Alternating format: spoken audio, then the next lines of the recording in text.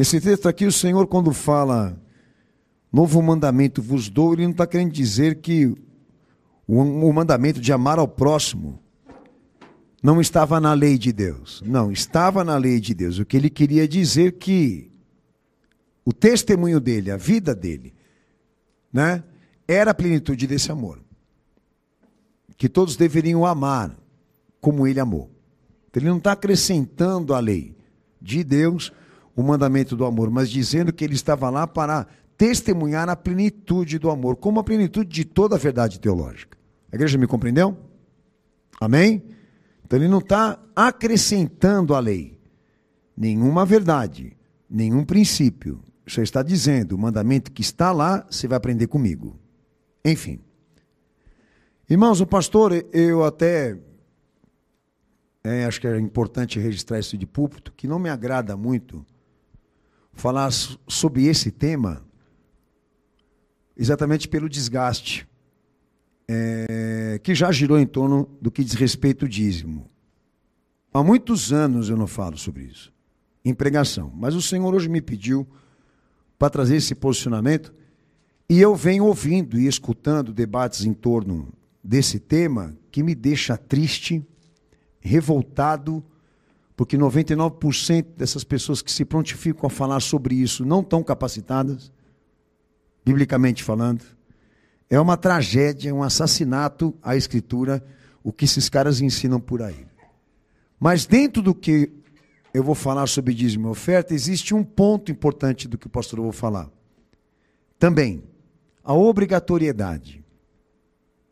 Eu já me vi aqui no púlpito, aqui muitas vezes falando, em temas que o Senhor me deu para abordar e pregar, sobre essa questão de traduzir a fé como sendo uma obrigação, como sendo uma doutrina, como sendo um princípio. Isso é um erro. A fé não é uma doutrina. A fé é a vida dele. A fé é o amor dele, a entrega dele, eu me refiro a Cristo. Fé não é uma doutrina. Fé não é a Bíblia. Fé não é um escrito que você tem que obedecer para provar a fé. Meu entendimento é que a fé é um atributo direto dele e do que ele manifestou de si mesmo. Por isso o nosso alvo é Cristo. Não é a obrigação, não é a obediência, não é a doutrina. Muita gente faz a doutrina uma religião, mas nós apregoamos a fé nele. E o alvo das nossas obediências, do nosso amor, da nossa sujeição é Cristo, não é um livro. A Escritura está aqui somente para poder dar a todos aqui orientação de como conduzir, como administrar essa relação com ele e mediante a oferta que ele deu. Bom, a questão que a obrigatoriedade, ela em qualquer parte da fé, eu vou falar isso hoje aqui, ela não é aceita. Se você se sente obrigado em fazer alguma coisa, não faça. Porque Deus não vai se agradar de você. E nem vai receber aquilo que você está fazendo. Se já for para se obedecer uma doutrina, um princípio, não faça. Faça se ele for a causa, o estímulo dessa obediência. Se ele for a razão. Bem, então quando a gente entra na questão do dízimo, a opinião geral aí é essa. Que quando Jesus ele veio, ele se encarnou, que ele não pregou sobre isso, e alguns são da opinião de que ele anulou esse dever e esse princípio. Então, pastor, eu quero construir alguns detalhes importantes, alguns textos eu vou citar, outros vou ler, e a irmã vai ajudar aqui o pastor, só para não cansar você. Mas eu queria começar por esse detalhe, de Gênesis 14, versos 18 ao 20, eu não vou ler esse texto, mas estou dando a citação, que antes que a lei instituída por Deus por meio de Moisés existisse, Abraão já dava o dízimo. Isso quer dizer o quê, pastor? Que ali, a vontade de Deus era um decreto, não era um escrito. Já era um decreto. Tá? Há alguma relevância nisso, pastor? Óbvio que há. Porque muitos são da opinião que a lei, ela foi escrita pelos homens, assim como também o evangelho, querendo dizer que não há nenhuma revelação de Deus naquilo. Alguns são a favor disso. Então nós entendemos e temos compreensão de que o testemunho dele vira escritura. Escritura é ação. Né? Os pastores sempre falam isso aqui. É o resultado da ação. De tudo aquilo que ele manifestou de si mesmo e que gerou testemunho, ou testemunhas. Então diríamos que, aqui nesse primeiro detalhe, quando a palavra do Senhor, quando a palavra de Deus registra, né, que Abraão já tinha essa obediência em relação a Deus, não havendo menção em escritos, fica claro que a vontade ali é um decreto, não é um livro. Aí, em Levíticos 27, verso 30 a 34, Deuteronômio 14, 22 ao 29, o dízimo, como as ofertas, passam a ser exigidos também no mandamento, na lei de Deus. É um erro dizer que a lei é de Moisés. Não é.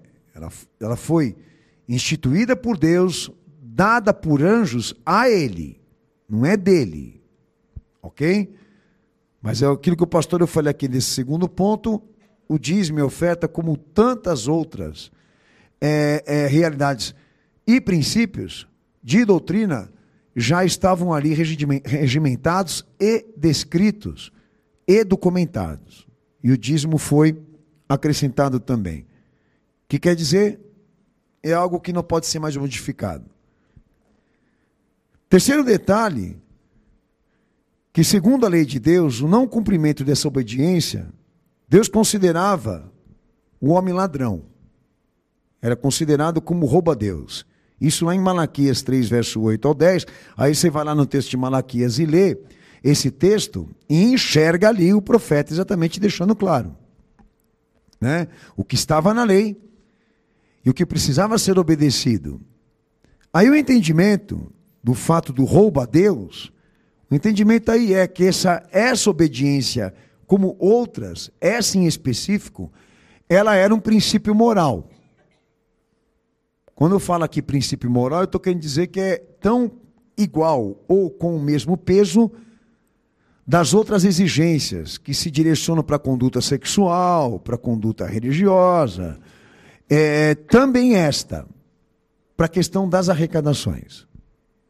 O fato é que eu não posso considerar que essa obediência aqui, ou a transgressão dela, seja, diríamos, sem importância. Não, a relevância é grande, como também outros tipos de pecado. Por isso, o entendimento, se ali, na lei, no início, na antiga aliança, se o homem não obedecesse, ele estava roubando Deus. Bom, quarto aspecto, pastor, eu queria registrar aqui. Qual era a função do dízimo e da oferta na antiga aliança? De ser o sustento e o suprimento do ministério sacerdotal. Inclusive também da necessidade da obra. Um fato importante, essa obediência, ou esse princípio, nunca Deus falou ali que seria, ou teria, né, por objetivo, prosperidade. Tá? A prosperidade, a graça de Deus, a misericórdia de Deus, ali com o homem, no que diz respeito às suas necessidades, né, sempre foi pela fé, sempre foi pela graça, nunca foi por aquilo que o homem, na verdade, ofertou, ou sacrificou, ou deu de si mesmo. Eu quero dizer o seguinte, que Deus ele nunca barganhou com ninguém. Não há um mercado em torno disso, como também dos demais princípios. Deus não precisa de nada meu e teu. A obra precisava, ele não. Então qual é o entendimento aqui? Que essa disposição de obedecer esse princípio, todos tinham consciência, que era para manter o tabernáculo, aqueles que trabalhavam ali dentro a pedido desse Deus. Ok?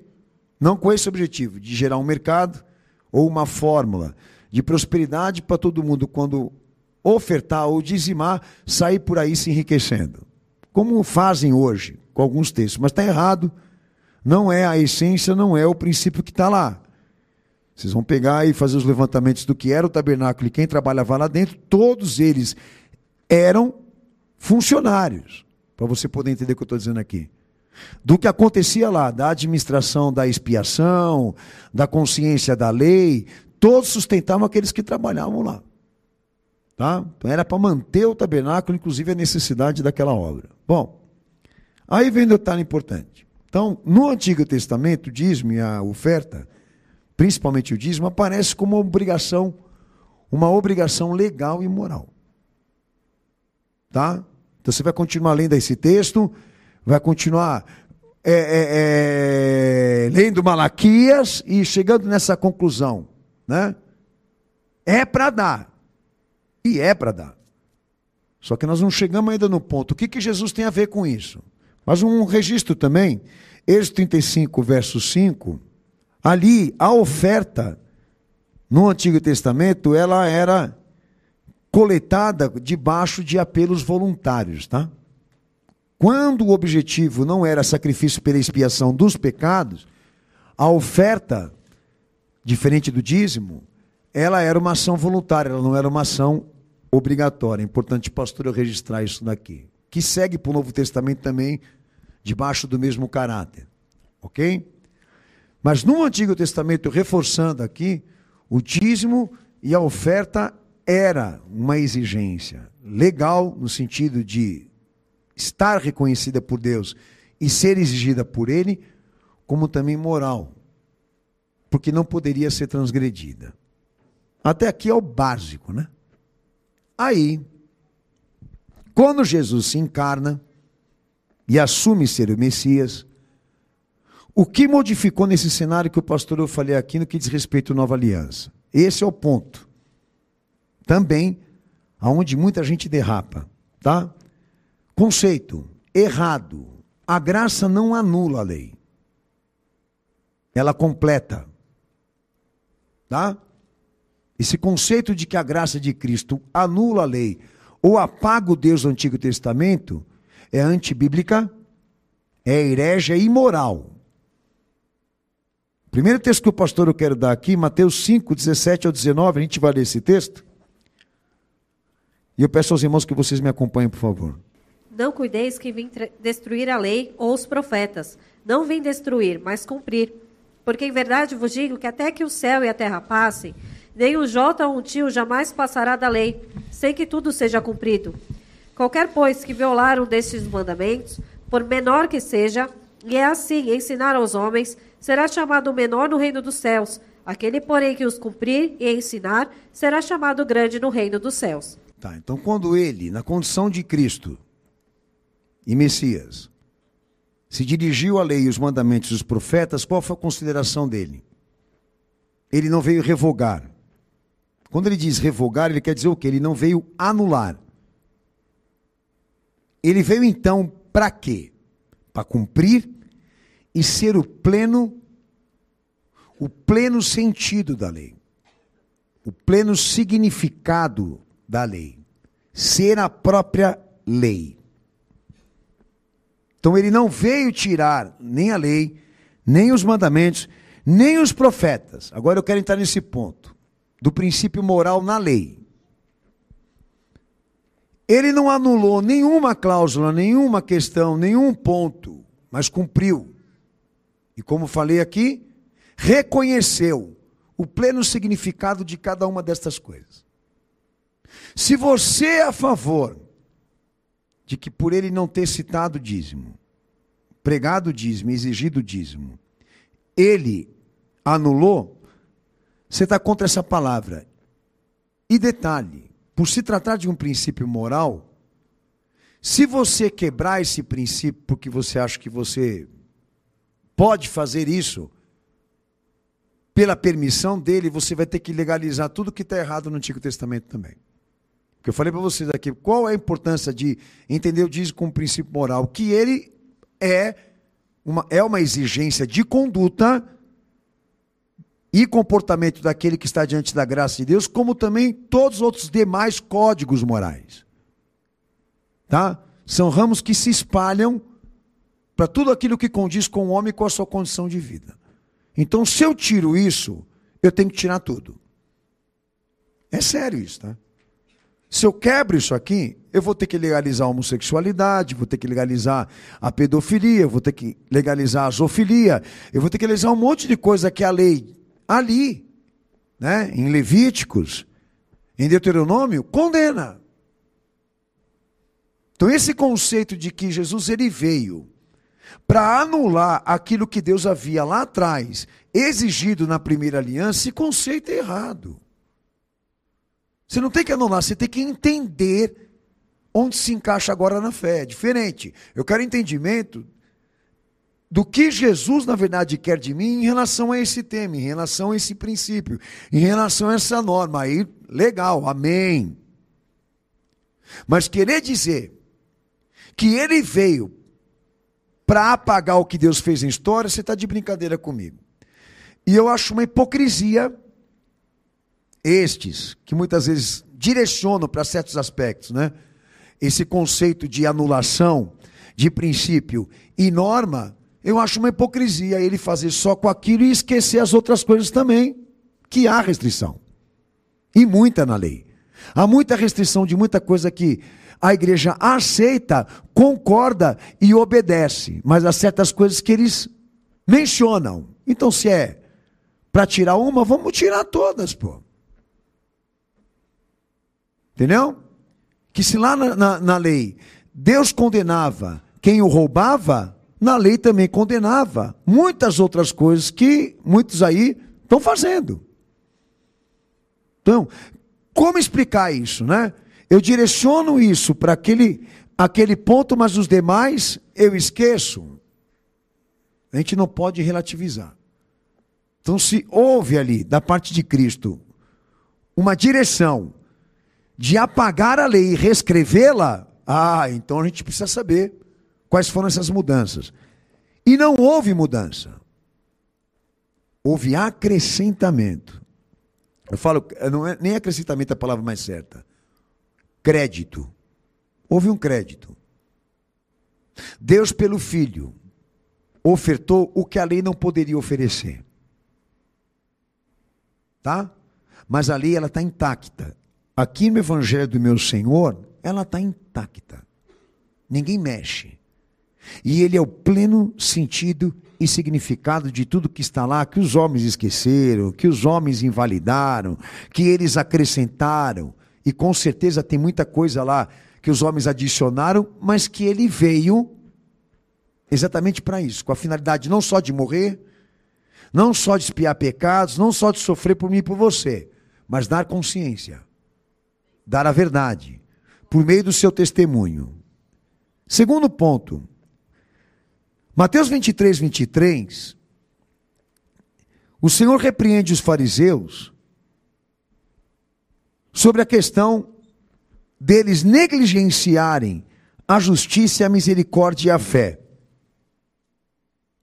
Mas fala do dízimo e não prega contra ele.